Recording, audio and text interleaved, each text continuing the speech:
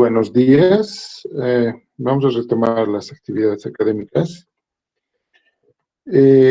Haciendo un comentario. El día de mañana nos vamos a abocar a una clase de dudas. Hizo los puntos que quieran que aclare. El día, bueno, creo que no es mañana la siguiente clase. Bueno, la siguiente clase, en realidad antes del examen, ¿no? Que sería el miércoles. Entonces, el miércoles vamos a responder en base a los puntos que ustedes hoy día me digan que quieren que aclare.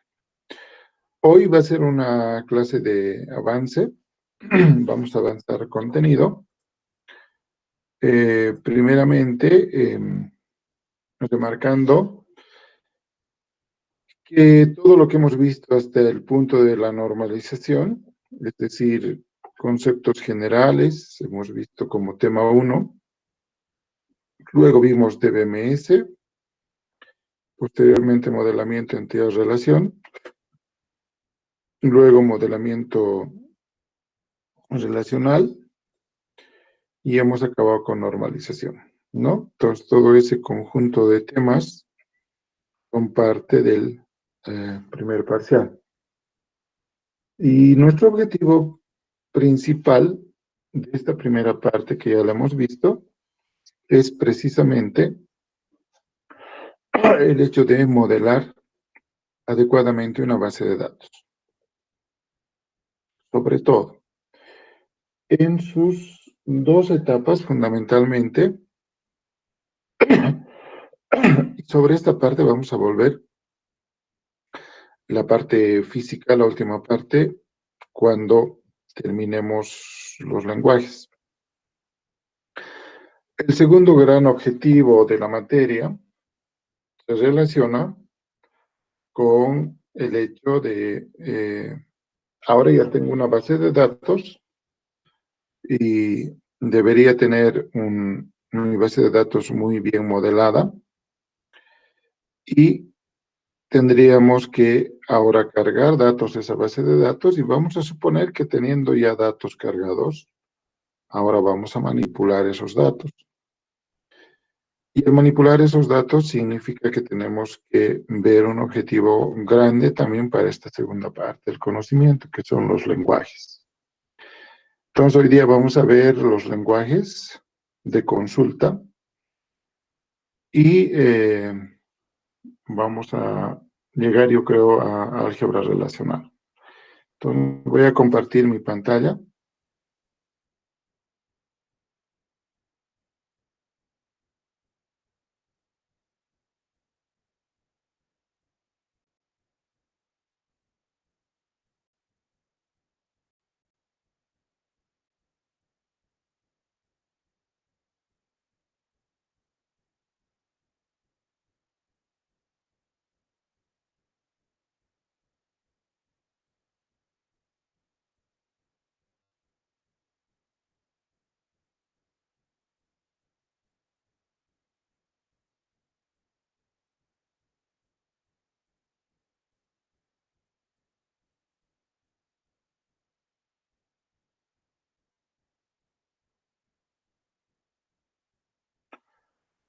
Bueno, vamos a empezar.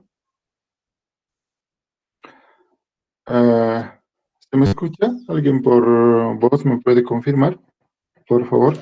Te escucho, ingeniero. Ya, gracias. Bien, vamos a ver entonces un tema, primero este tema cortito, que son los lenguajes de consulta, y con objetivos también cortitos. Vamos a ver, entonces, de cambiar nuestro punterito. ¿Qué queremos? Queremos conocer. Bueno, el color no está muy bien, no se ve. Vamos a cambiar a otro color.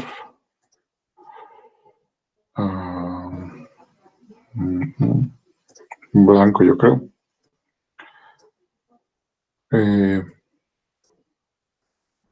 Bueno, qué raro. Tampoco marca. Rojo. Creo que está mejor. No, claro, en ese fondo no marca mucho. Entonces, queremos conocer los lenguajes formales y comerciales para consultar a la base de datos y describir las características de ambos tipos de lenguajes, ¿no? Entonces, en el mundo de los lenguajes de consulta a base de datos, tenemos dos tipos de lenguajes. Primero, los lenguajes formales y posteriormente los lenguajes comerciales. Los lenguajes formales, como su nombre lo indica, me permiten dar cierto formalismo a cómo se van a implementar los lenguajes comerciales. Formalismo en el sentido de que el lenguaje comercial tiene que tener algún fundamento para poderse implementar en un motor, en un DBMS cualquiera.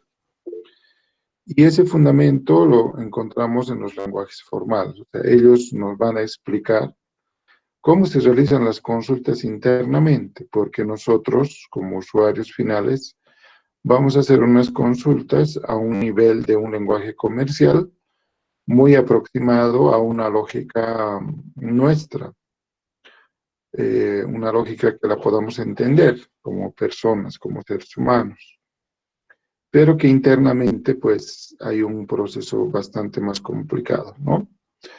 Entonces, con lo que pasa con los lenguajes de programación, ¿no? Igual tenemos unos ambientes de programación donde pongo las instrucciones a muy alto nivel y por abajo se realizan las respectivas compilaciones, sacan código, mm, el código en base al código fuente, el código objeto, y eso se va ejecutando internamente, ¿no? Entonces, por eso necesitamos compiladores o intérpretes, etc. Entonces, tiene más o menos acá la misma idea, aunque es más reducido, porque no necesitamos programar, por lo menos en base de datos uno, ¿no?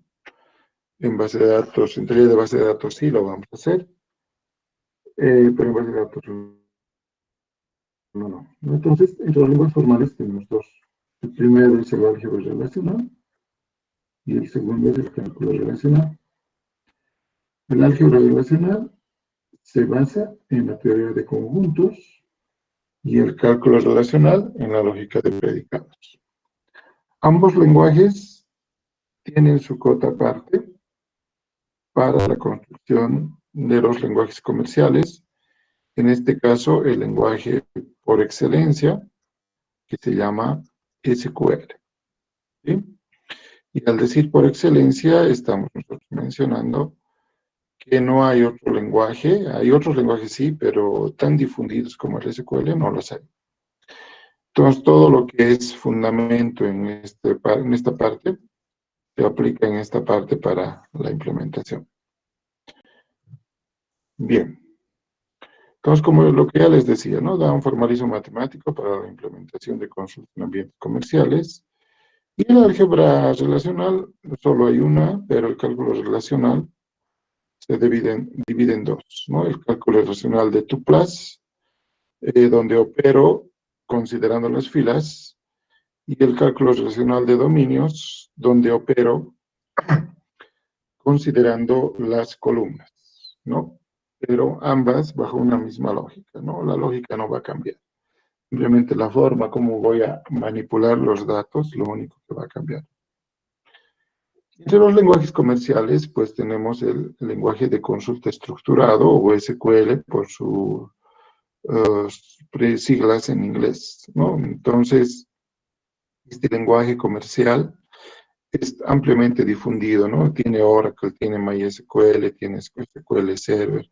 No importa qué manejador lo manejemos, todas tienen su propio SQL.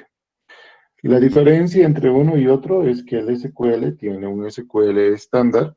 Cuando veamos SQL vamos a ver esta parte. Y sobre ese SQL estándar, todos los manejadores tienen que cumplir ese estándar. Pero esa norma, porque hay una norma que me rige cómo tengo que implementar el SQL, implica mayores desarrollos, ¿no? Entonces, algunos SQL son más potentes que otros, ¿no? Entonces, eso depende del manejador. Algunos me proporcionan más recursos y otros menos recursos.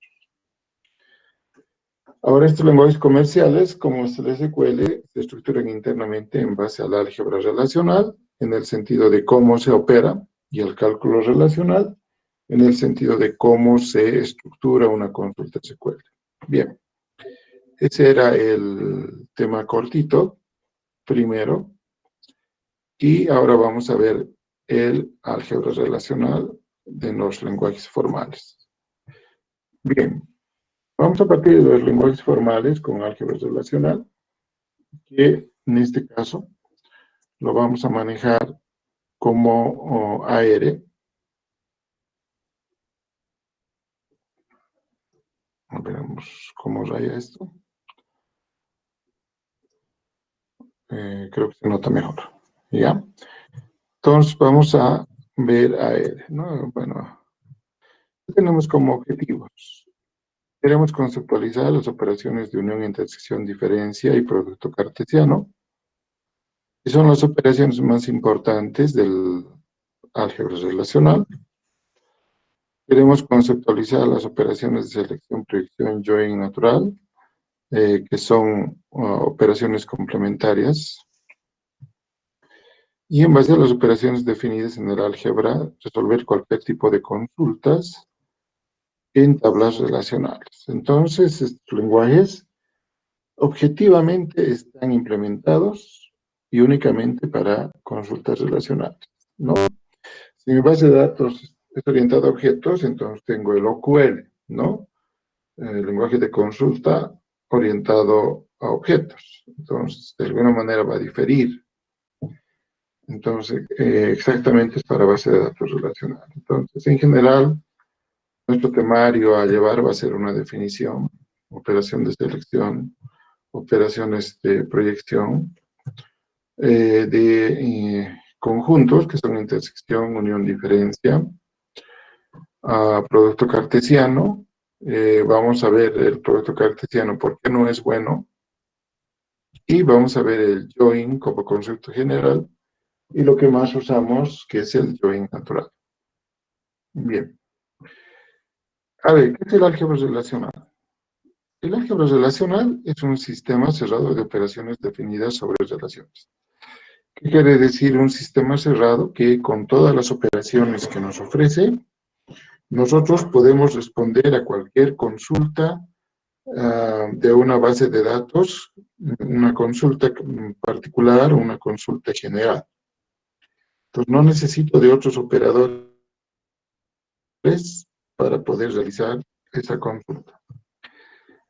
Y además de lo que les decía, es decir, que tanto los operandos como los resultados son relacionables. Es decir, yo realizo cualquier operación, mi entrada va a ser una o más tablas, una o dos tablas, porque no pueden ser más, y mi salida va a ser una tabla también, aunque esa tabla tenga un valor, ¿no? Yo puedo, por ejemplo, sacar el salario máximo de un empleado, ¿no? Solo hay un salario máximo, o pueden haber tal vez varios repetidos, ¿no? Salario máximo. Lo que no va a haber es salario promedio máximo, por ejemplo, ¿no? Eso puede haber, uno solo va a haber. Entonces, no va a ser un valor, va a ser una tablita con un valor, ¿no? Entonces, opero relaciones con los operandos y mis resultados también son relaciones. Eso hay que tomar muy en cuenta. Y opera sobre filas, el álgebra relacional. Esto es importante, porque vamos a ver a su operador hermano que opera sobre columnas. Bien. Tiene una sintaxis que ha cambiado en las últimas décadas. Antes, ahora es un sigma sobre la relación que estamos trabajando y con una fórmula, que es la condición que estamos buscando. Este sigma antes, en la terminología antigua de hace unos 20 años atrás, más o menos, era una S, ¿no? Y la S ha sido cambiada y ahora formalmente el símbolo es un sigma. Ahora, esta operación que permite seleccionar filas de la relación R de acuerdo con alguna condición expresada en una fórmula F. Y la fórmula es una condición a evaluar. Por ejemplo, sacar a los empleados que ganan más de 5.000 bolivianos, por ejemplo. Eso implica que tengo que poner una condición que diga salario mayor 5.000, ¿no? Entonces, a eso se refiere la fórmula. Y la R se refiere a que de dónde voy a sacar ese salario mayor a 5.000, de alguna tabla. Esa tabla puede ser empleado, ¿no? Y esa es la definición o la sintaxis de la operación de selección. Aquí vamos a dar ejemplos generales y luego vamos a ejercicios con tablas más reales, ¿no?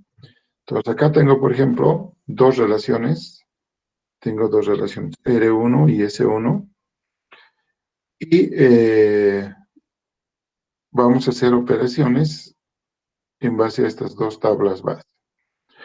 Lo que me olvidé poner acá, y lo voy a escribir acá para que quede clarito. Este es un operador unario. ¿Por qué es unario?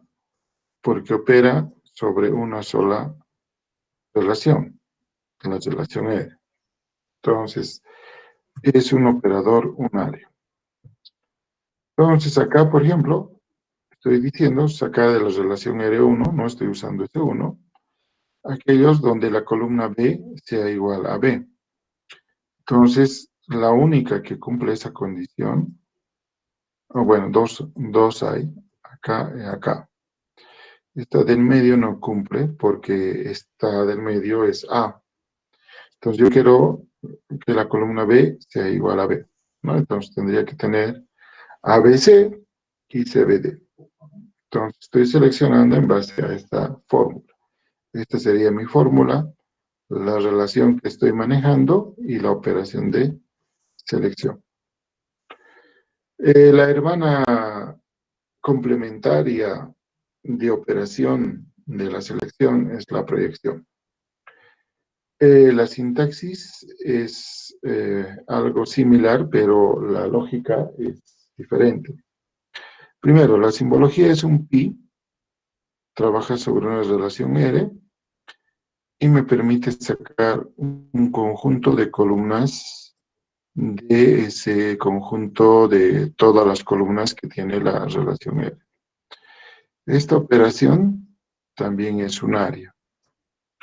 Solamente existen dos operaciones unarias en el conjunto del álgebra relacional.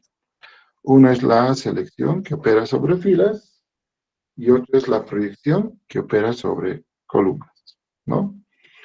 Y A1, A2, A3, AN no es una condición como en el caso del álgebra, o digo de la selección, sino es una decisión de qué columnas yo quiero tomar, ¿no? Entonces, su definición formal está acá y me dice proyecta o recupera las columnas A1, A2 hasta AN de la relación R y elimina las tuplas que resulten repetidas si las hay.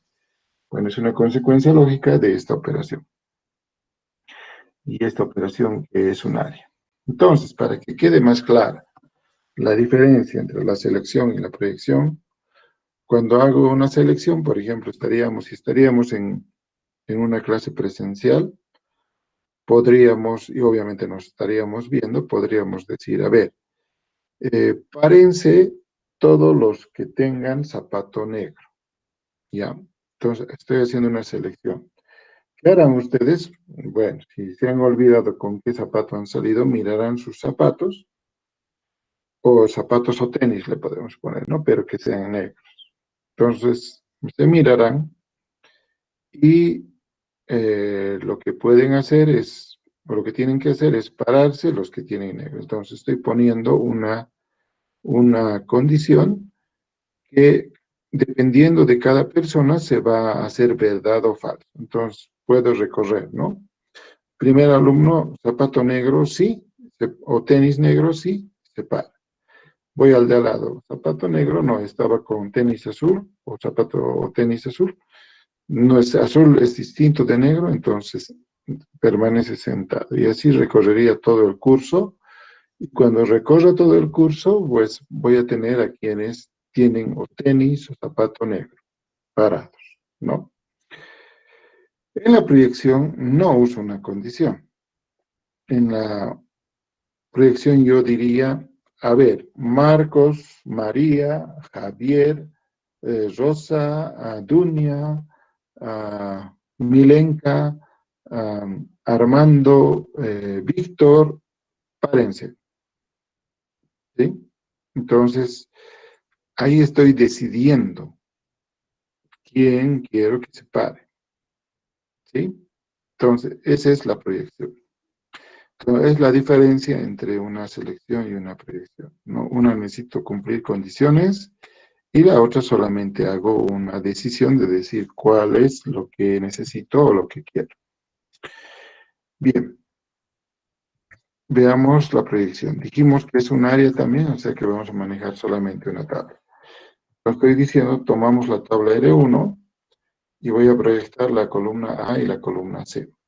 Podría ser A solamente, podría ser B solamente, o podría ser BC, ¿no? O sea, tengo acá posibilidades.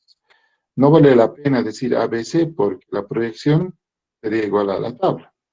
Y lo que quiere hacer la proyección es reducir el número de columnas de una tabla. Entonces, en este caso, sería la columna A y la columna C. Y tenemos, ¿no? ADC por la columna A y CFD por la columna C. Bien. Otro conjunto de operadores que no son usados muy frecuentemente, pero que sí son útiles en algún momento, y usados frecuentemente me refiero con la frecuencia que se usa la proyección o la selección, ¿no? Proyección y selección vamos a usar en todas las consultas, porque siempre estamos interesados en alguna condición y en alguna columna. En cambio, no siempre voy a necesitar hacer operaciones de conjuntos. Entonces, aquí tengo operaciones binarias que son la unión, la intersección, la diferencia, que se basan en la teoría de conjuntos. Esto quiere decir que se cumple, que se cumple todas las condiciones que deben tener estas operaciones en la teoría de conjuntos, ¿no? Los operadores deben cumplir las siguientes condiciones. La primera, las relaciones deben tener el mismo número de columnas. A eso se llama orden, ¿no? El mismo número de columnas significa orden, ¿no? Entonces, cuando yo dije es de orden 4, entonces estoy diciendo que son 4 columnas. Cuando digo son orden 5, estoy diciendo que son de 5 columnas las tablas. Y otro aspecto importante es el tipo de los atributos, que debe ser el mismo, ¿no? Si nos acordamos de nuestro conocimiento básico de teoría de conjuntos, tengo el conjunto de los números, tengo el conjunto de los muebles, tengo el conjunto de las personas, tengo el conjunto de los animales, etc. Y una condición básica, por ejemplo, si tomamos los números, yo puedo unir números con números, ¿no? Supongamos que tengo un conjunto de los números naturales, que son los que me permiten contar, y tengo los enteros. Los enteros es, de acuerdo a la definición, va desde menos infinito hasta más infinito, ¿no? Tiene ese rango. Entonces, yo puedo unir los enteros con los números que me sirven para contar, ¿no es cierto? Que son los naturales. Pero no puedo unir, por ejemplo, los números enteros con los animales. ¿Por qué? Porque no son compatibles, ¿no? Eso es importante. Entonces, pasa lo mismo en este caso, ¿no? Si tengo una tabla persona y otra tabla alumno, persona y alumno son del mismo tipo, pero aparte tienen que tener la misma cantidad de columnas. Y aparte tienen que ser compatibles en tipo, si no, no se puede realizar. La primera operación en este caso es la unión. R unión S, el resultado es una relación que incluye a todas las tuplas de R y a todas las tuplas de S y ninguna más. Y si hubiera alguna repetida en R y S, solo figurará una vez en el resultado, ¿no? Eso sabemos también de teoría de conjuntos. Si hablamos de los animales, por ejemplo, animales salvajes, por ejemplo, estarían ahí la jirafa, el elefante, el león, etc., ¿no? Pero en ese conjunto de animales no hay dos leones, no hay dos jirafas, ¿no? La jirafa representa a todas las jirafas del mundo, el rinoceronte a todos los rinocerontes del mundo. En otras palabras, no hay repetidos, ¿no? Y lo mismo pasa en este caso en los conjuntos. Si el resultado está repetido, entonces se va a eliminar el repetido.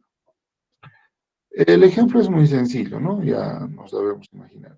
Acá, por ejemplo, quiero nuestras dos tablas ejemplo. La unión ya es binaria, ¿no? No es un área como la selección y la predicción. Todo el resto de los operadores son binarios, lo que significa que operan sobre dos relaciones. Entonces acá tenemos R1 con 3 columnas y S1 con 3 columnas. Entonces el número de orden acá es 3 y acá es 3. Entonces, primera condición que se cumple. La segunda condición es que sean compatibles en tipo. Y vamos a suponer que en este caso son compatibles en tipo, por tanto, puedo realizar la unión. Entonces, realizando la unión, tengo ABC, tengo CBD, tengo BGA y tengo DAF. Y si se fijan, DAF está repetido, por tanto, se coloca una sola vez. La otra operación, también complementaria, como en el anterior caso, es la intersección. La intersección también es un operador que cumple las mismas condiciones que la unión. Es decir, tienen que tener el mismo orden, es decir, el mismo número de columnas y también el mismo tipo. Y el resultado obviamente ya no es la unión, sino son los elementos comunes de R y S. Algo que no mencioné acá en la unión, vamos a volver un rato, es que R unión S es igual a S unión R. ¿Esto qué significa? Que son conmutativas, ¿no? En este caso la intersección también es conmutativa. Entonces, si tengo R intersección S, voy a decir que es igual a S intersección R, ¿no? Entonces, el orden en el cual aparecen las tuplas no va a ser importante, quiere decir también en otras palabras, ¿no? Porque el conjunto resultado es el que me interesa, ¿sí? Y de lo que nosotros recordamos de teoría de conjuntos, si esto es R y esto es S, esto va a ser R intersección S, ¿no? Bien. Entonces acá veamos nuestros mismos ejemplos. R intersección S abarca este conjunto con este conjunto porque son los únicos elementos que son comunes a ambos, ¿sí? Bien, entonces una segunda operación. Una tercera operación es la diferencia, ¿no? En la diferencia también tenemos que cumplir las mismas condiciones que la unión y la intersección. Es decir, tienen que tener el mismo orden y tienen que ser compatibles en tipo. Y En R menos S, dice el resultado es una relación que incluye a todas las tuplas de R que no están en S. Por tanto, R menos S es distinto a S menos R, ¿no? Eso implica que es una operación de conjuntos donde la conmutatividad no está presente. Entonces tenemos, si esto fuera R y esto fuera S, R menos S es esto. Incluye todos los elementos de R que no estén en S. Y los que no están en S son los que están en la intersección y los que están solamente en S, ¿no? Por tanto, acá se ve claramente que no es conmutativo, ¿no? Porque si tenemos acá R y S también, y lo que queremos es S menos R, entonces todos los elementos de S que no están en R.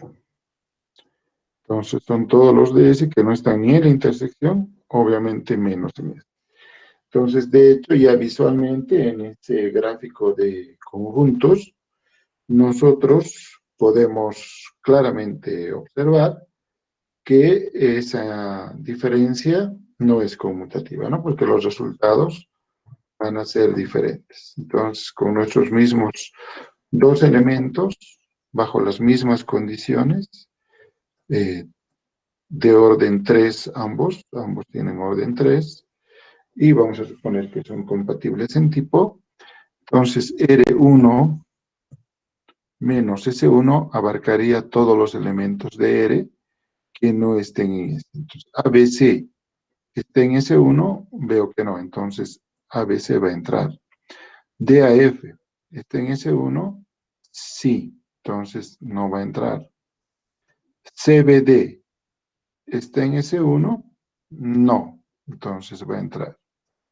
Entonces el resultado es ABC y CBD, ¿no? Todos los elementos de S, que no, de R que no están en S. Y al revés va a ser lo propio, ¿no? Si fuera S1 menos R1, ¿cuál sería mi resultado? Todos los elementos de S1 que no están en R1. Entonces BGA está en S1, pero no está en R1. DAF está en S1, pero también en R1, por tanto no es parte del resultado. Entonces solamente quedaría BGA. Y claramente podemos ver que S1 menos R1 es distinto a R1 menos S1. Bien. El producto cartesiano.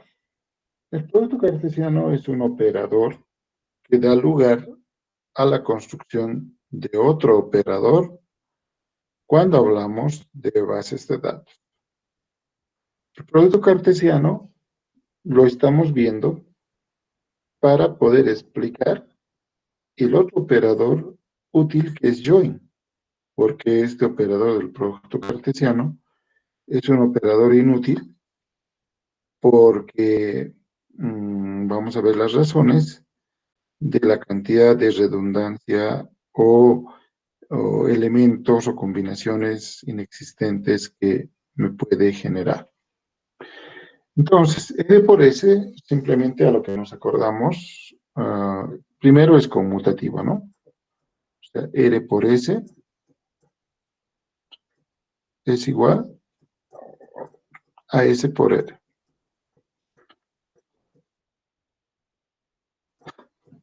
Y el resultado incluye las tuplas posibles que se obtienen concatenando una R con todas las S, y R y S pueden ser relacionados con cualquiera. Entonces hay una combinación de las R's con las S, y si combinamos S con R, vamos a obtener en un distinto orden, pero el mismo conjunto de datos. Entonces acá tenemos nuestros datitos ejemplo, R1 y S1. Entonces, primero, Mi solución no es necesario que sean del mismo orden. No es necesario que sean del mismo orden, ¿no? Entonces aquí, no mismo orden.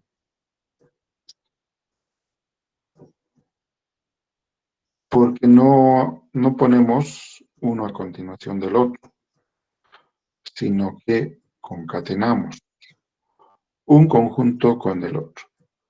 Y al concatenar, no necesito que sean del mismo tamaño. En este caso, como son nuestros taulitas ejemplo, sí son del mismo orden, pero no es necesario. Entonces yo concadeno ABC con BGA.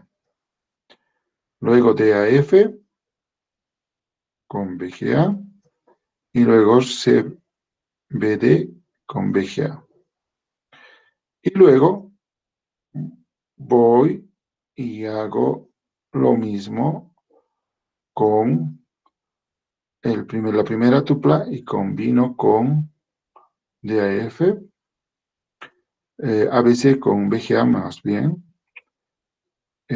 o con DAF, perdón, luego DAF con DAF y CBD con DAF.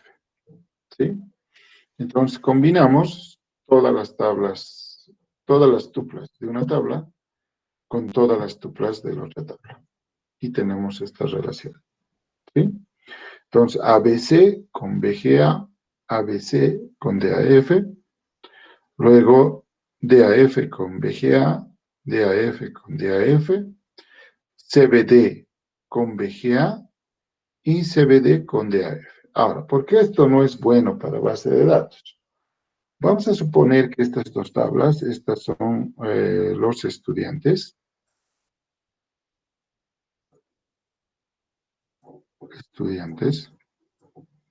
Y estas son las carreras. Las carreras de la San Simón. ¿Sí? Ok. Entonces, ¿cuál es lo lógico? Ustedes están asociados en una tabla estudiantes y hay otra tabla carreras. ¿No? Lo estoy haciendo simple porque en realidad debía ser con plan de estudio. Pero vamos a suponerlo que son carreras. Entonces, yo voy a asociar estudiante con carrera. ¿Sí? Entonces, va a haber en estudiante, digamos, José Pérez, y en carrera va a haber ingeniería industrial.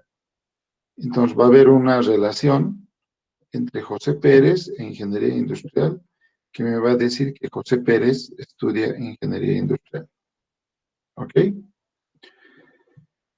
El producto cartesiano va a encontrar esa combinación, porque si esto fueran los 70.000 estudiantes de la UMS y las más de 100 carreras que tiene la UMS, entonces combinaría estos 70.000 estudiantes con cada una de las 100 carreras. Entonces va a haber combinaciones que no tienen nada que ver en su mayoría, si se dan cuenta.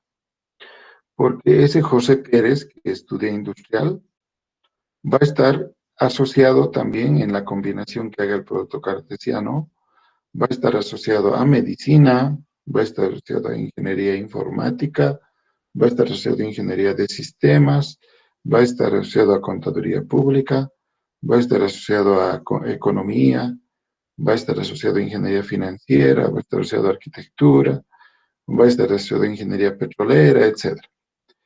Entonces, como hay 100 carreras, estas 100 carreras se van a combinar con un estudiante. Entonces, por cada estudiante va a haber 100 combinaciones de carreras. ¿Y cuántas van a ser válidas? Una, asumiendo que cada estudiante usa una carrera. Entonces, una válida, 99 basura, porque 99 combinaciones no son ciertas. Entonces, eso es un dilema y un problema. ¿Por qué? Porque los recursos en una computadora siempre son limitados. Por más gigantes que ahora tengamos los discos duros, por más RAMs gigantes que tengamos ahora, siempre hay un límite. Por eso, ahora tenemos las bases de datos en la nube. ¿Por qué? Porque las bases de datos en la nube rompen esos límites que tenemos con bases de datos relacionales. Entonces, ese es un problema, ¿no? Y como proceso en memoria, tal vez con un swap con el disco duro, entonces hay mucha basura que estoy procesando cuando hago esa combinación del estudiante con su carrera, ¿sí? Entonces, por cada estudiante, de 100 combinaciones, 99 van a ser erradas, porque José Pérez, no estudia medicina, estudia industrial, porque José Vargas no estudia mecánica, estudia industrial, ¿sí? Y en el peor de los casos vamos a suponer que el estudiante estudie 3 carreras. Igual, 3 acertadas y 97 erradas. Entonces hay demasiada basura. Entonces, es un problema para administrar la memoria, es un problema de generación grande de basura. Por tanto, esto ha dado lugar a una nueva operación, ¿no? Bueno, esta diapositiva estaba después. Me voy a pasar y voy a reacomodarla y le voy a volver. Y esta nueva operación es el join natural, que es esta corbatita de acá, ¿no? Esa corbatita. Si se fijan, es como el producto cartesiano, ¿sí? Es como el producto cartesiano. Solamente que el producto cartesiano es abierto, implica que combina todo con todo. En cambio, esta se ha cerrado y al cerrarse estamos diciendo que estamos combinando lo que interesa con lo que interesa de una tabla con lo que interesa de la otra tabla. Entonces, ya no voy a, si José Vargas, José Pérez, de mi ejemplo, estudia ingeniería industrial, voy a combinar a José con ingeniería industrial. Ya no voy a combinar con las otras 99 o más carreras que hay en San Simón. Entonces ya no estoy generando basura. Y Vilma Pérez, por ejemplo, estudia química. Entonces a Vilma Pérez le voy a asociar con química. Ya no voy a asociar a Vilma Pérez con otras carreras que no tienen nada que ver. ¿Sí? Entonces por eso se llama join natural. Porque es la manera más natural de unir 2 tablas. ¿Y cómo uno? Si nos acordamos en el modelo relacional, en una tabla tenemos una llave primaria y en la otra tabla tenemos una llave foránea. Entonces, al unir esa llave primaria con esa llave foránea, entonces estoy asociando la información del estudiante con la carrera que están estudiando. ¿Sí? Entonces, por eso se llama join natural. Entonces, tiene las características del join con la condición de que las columnas iguales son las que se van a unir. Ya les dije cuáles, ¿no? La columna donde una es llave primaria y la otra es llave foránea, ¿no? Entonces, tenemos acá 2 tablas con la característica común que tienen las 2 columna B, ¿no? Entonces, podríamos asumir que esta es la llave primaria,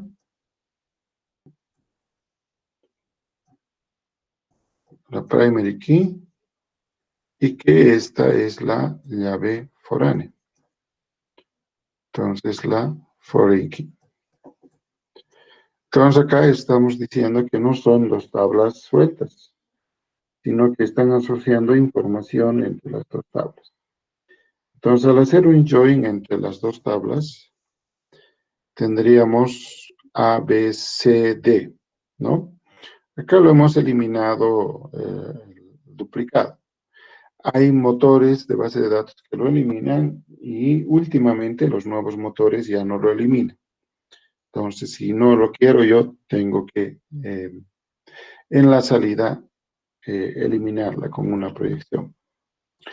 Entonces, simplemente voy a tener las combinaciones, ¿no? A, B, B, C o CD, D, B, D, E, etcétera. Y, bueno, acá lo voy a corregir, me faltan algunos datos, porque debería asociarse A, B, C, aquí está, este está bien, a través de este B, tengo CD. Entonces, está bien.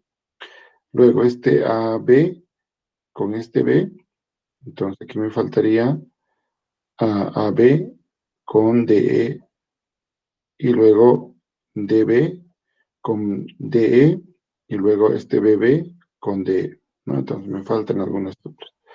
Antes de publicarlo lo voy a corregir.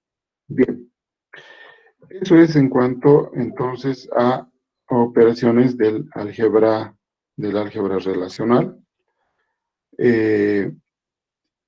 Bueno, tenía que volver al theta join. Theta join no se usa mucho. Esto es el theta join, ¿no? Theta join es como el join natural asociado a una operación de selección. Entonces, unir en join natural con una operación de selección, se me ha formado un theta join.